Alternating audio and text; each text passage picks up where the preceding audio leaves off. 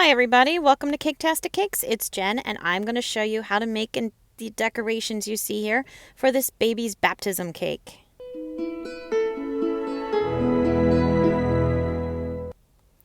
My pretty little baptism cake is very simple. It's mostly just going to be flowers, a couple butterflies, and some blocks with the baby's name on it. So I am going to start by making the flowers, the little tiny ones you saw on top of the cake.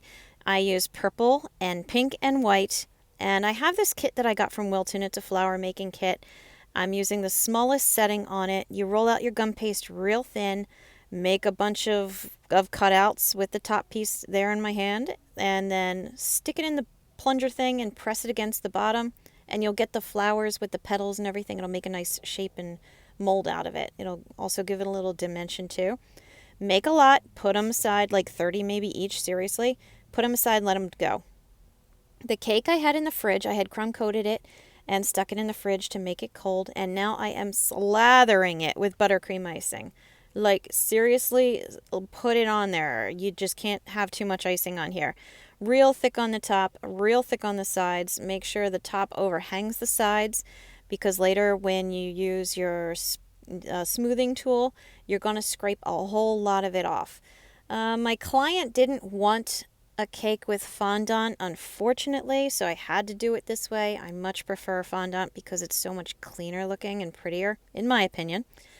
But she wanted this, so that's what she gets. Okay, I'm using my tool there. You saw me smoothing it out. I'm using my little spatula to clean up the edges at the top, and then I stick it back in the fridge.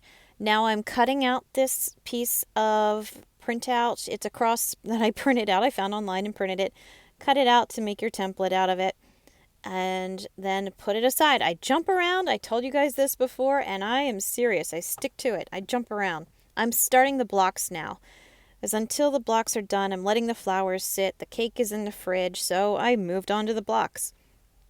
I rolled out some pink pretty thick, and then using one of my square shapes, cut out a bunch of squares in the amount that the kid's name is. Her name is Janessa, so I needed 7 blocks. I'm only going to show you a few though.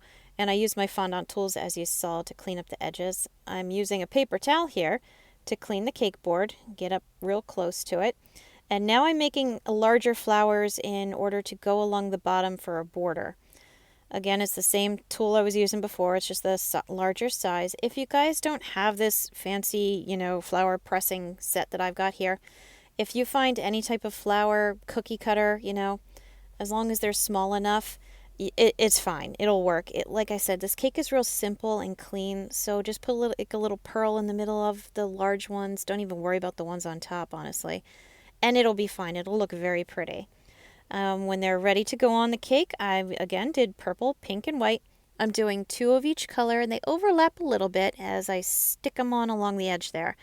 I am using the back of my paintbrush, the handle of it, to press down in the center so I don't lose any of those little lines on the petals that you see there. And once you get that all done, put your cross on top of the cake and start edging it out. I am using the little tiny flowers we had before. I'm going to use mostly white and pink with little accents of purple. This way it stayed a little more soft and delicate looking. And before you do this, I want you to make sure that your cross is lined up properly with the front edge of your cake. I have a square cake board. If you have a round one, it's going to be a lot easier for you. But mine was square, and I had it crooked, so I had to take them all off and start over again. So be careful if you have a flat edge you're working on, okay? And again, just pile it up thick right around the edge of the cross. Put a few on the outer sides for decoration, and there's also going to be a few on the sides of the cake as well. Just smush them on into the icing or fondant if you're using that. Okay, we're coming back to our blocks. They had a little time to set, and I rolled out some white gum paste really thin and long, and I'm just making some letters out of it. Her name I mentioned was Janessa, and I'm making letter N's, just lowercase letter N's for her name, and I'm doing it on 4 sides of the block because that was how much would show. The back and the bottom aren't going to show, so I didn't worry about it. I'm using a little bit of water to attach everything, and because I did roll them and they are very rounded, I'm using the paddle there to press down carefully so you don't smush them or smudge them, to make them a little flatter and make them stay against the block better. I'm just showing you again, rolled it out nice and thin, shape your letter however you want to do it. If you want to do something all capitals, go right ahead. If you have some fancy mold that makes letters for you, then I'm jealous and go ahead and do that. However it works, as long as they fit. Now, since my kid's name was Janessa, it's 7 letters, so the E goes in the middle, so that's nice and easy to line everything up. So I stuck that one on first, and I'm using a little bit of icing underneath the blocks to stick them to the cake plate. I put a couple little flowers on the cake plate too. Did you see that? You had to be quick. Okay, last touch. I'm doing some butterflies. I made 3 of them. I made 1 pink and 2 purple. I freehanded them and they came out just fine. If you're too nervous to freehand it, go online, print out a very simple basic mold and cut it out and use it. I'm using the veining tool to just make some lines on the wings just for a little bit of an accent. I have a couple different size straws that I use to make, I'll gently press into it to make circles. Whatever you do, just decorate them a little bit. Don't go crazy. Remember, this one is kind of a simpler cake.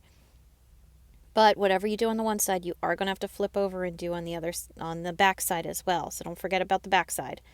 Here's another one I made. You can see how crooked it is, but it's no big deal. You know, you just pull it and smooth it. I'm using the straw that I mentioned before to take a wedge out, and there you go, a little bit of tweaking, and it's a very pretty little butterfly shape. And like I said, if you're nervous of it, just go print something out. If you want to try freehanding it and you're not too sure, just kind of figure like you're making a human ear shaped, you know, kind of like a big and a tuck in and a little lobe at the bottom. And honestly, that'll make a very good butterfly wing. This one has a little bit different of a pattern to it, but not much. And you can see I did the back side as well. Stick them on with a little bit of a piece of dried spaghetti, and you have a very pretty, clean baby baptism cake. Now, I hope you enjoyed the video. Please check out my others. Like and subscribe, that would be awesome. And thank you for watching Caketastic Cakes.